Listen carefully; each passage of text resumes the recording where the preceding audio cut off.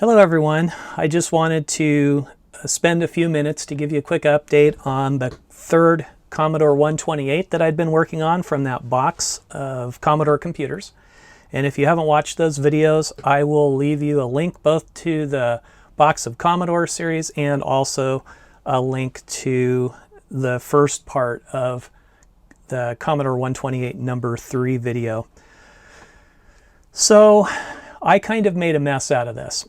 So if you remember, I was having an 80 column video problem and I thought maybe it was the VDC. I did put that in another machine and it tested good.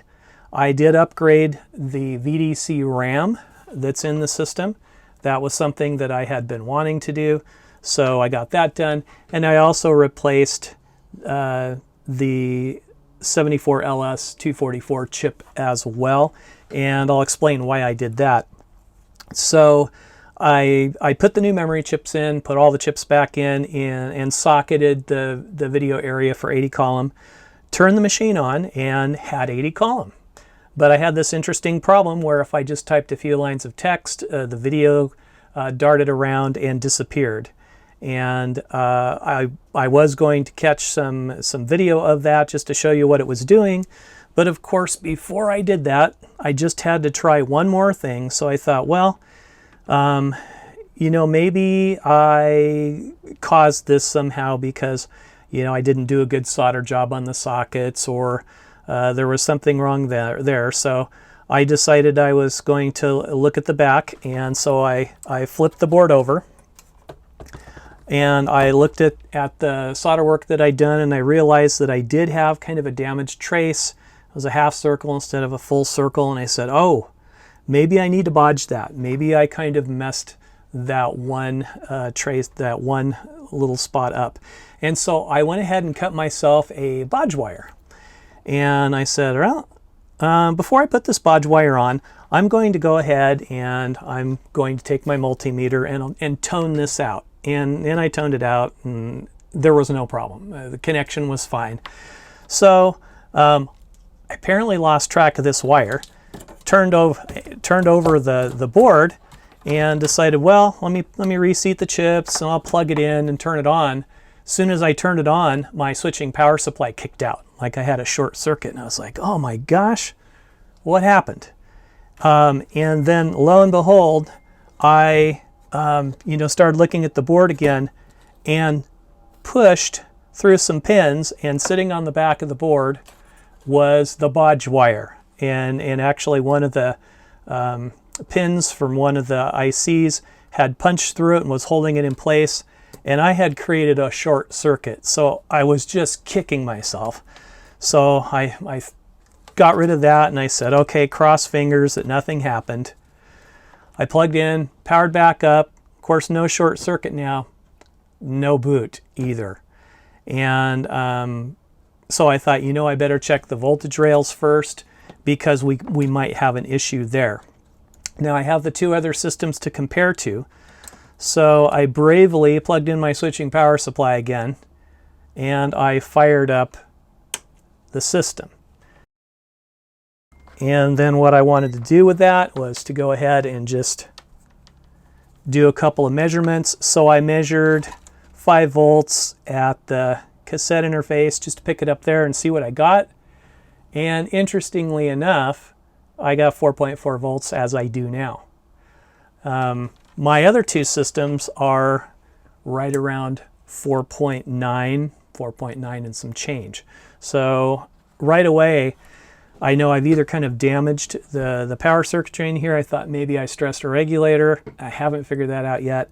Or I've got something that's in kind of a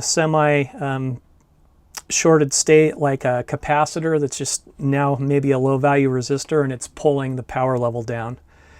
I don't know. Those are a couple of theories. The other thing that's interesting too is that when I check the resistance across that 5 volt power rail,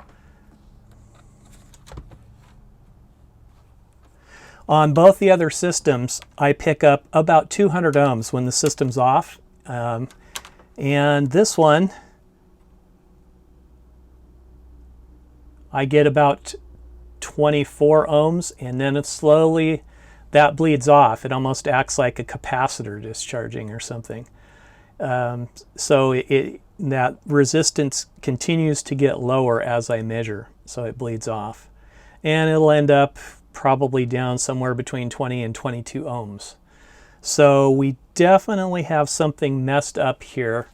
I don't tend to think, you know, that it's a chip or anything like that, because those chips, if anything, would have been undervolted with that short circuit, unless I shorted, you know, something like off the you know, like 12 volts to it. So, you know, I'm hoping I didn't damage chips, but the symptom that I'm seeing right now definitely acts like something on that 5-volt power rail is pulling it down. Now, as I look at this board and try to puzzle out what it could be, the first thing I did was I looked at the capacitors that were in and around the video circuitry I was working on. I pulled most of those and checked to see if I'd resolved the problem. One at a time, of course, I did those. I didn't see any difference there. So we've got this nice wide circuit board to look at, and we've got a lot of little ceramic caps on here, a few electrolytics. I'm going to be going through all of that. So yeah, that's where we're at. I just wanted to give you an update. So for those of you who are curious, as you know, did the new RAM solve the problem? Kind of, mostly it seemed, but thanks to me being a bit careless and a loose wire lying around, we have a whole nother problem here. So that's my quick update. Sorry to be the bearer of bad news. I kind of feel a little bit dumb over this, but it is what it is. Well, thanks for checking in. If you have any thoughts or suggestions or words of encouragement, I would love to hear them. And thanks again for watching. You may not see this machine for a while. I will be working on it in the background, but I do have some other videos that I want to do as well on some of my other 8-bit computers and a little bit of nostalgia stuff, so stay tuned for that. Thanks again. Bye.